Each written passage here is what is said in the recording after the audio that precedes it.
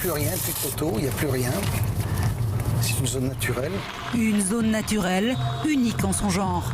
La seule en France où les EHS, comme on les appelle, les victimes d'électro-hypersensibilité, peuvent trouver refuge.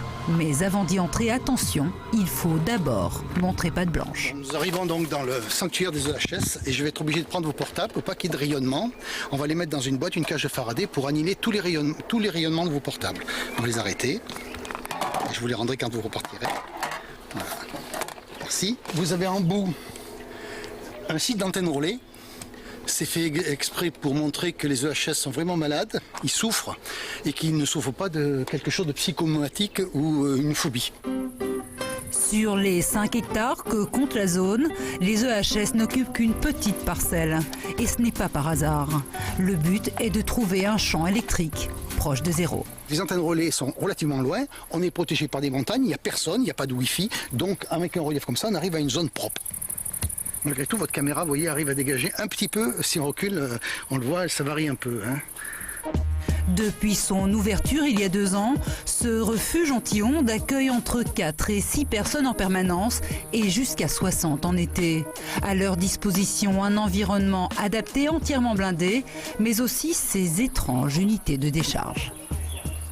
Les gens qui sont chargés en champ électromagnétique, en électricité, donc ils viennent là-dedans, ils se déchargent complètement. Là, vous vous videz, vous revivez, voilà. Claire est une habituée des lieux. C'est une caravane qui est toute habillée en isolant d'aluminium. Et donc, quand tout est fermé, eh ben, on est vraiment bien. Il n'y a plus d'ondes, rien du tout. C'est impeccable. Claire est faiblement électrosensible.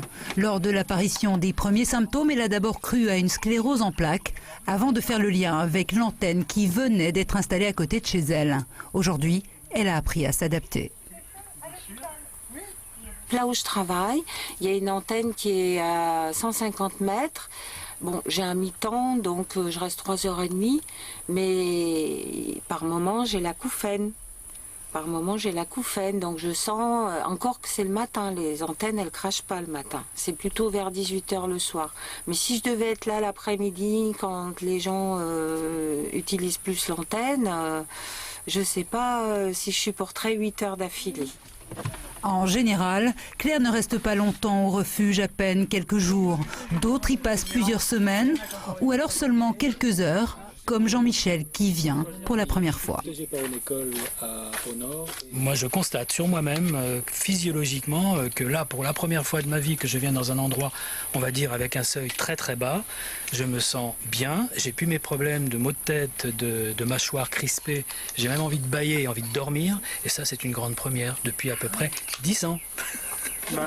Pour tous, la zone de refuge est un lieu pour se ressourcer, pas un camping, car ici, on ne vient pas pour le plaisir, mais par nécessité. On ne demande qu'une seule chose, dans un pays qui fait 500 000 km², on demande à avoir quelques dizaines de kilomètres carrés blancs. Et on nous le refuse. Et on nous le refuse pourquoi? Eh bien, on nous le refuse parce que ça n'existe pas. On nie notre existence. Si on fait une zone blanche, ça veut dire qu'il y a un problème. S'il y a un problème, le problème, il n'est pas pour nous, il est aussi pour tout le monde. À ce jour, il existe 2 autres refuges de ce type en Europe, en Suède, où l'électrosensibilité est considérée comme un handicap, et en Italie.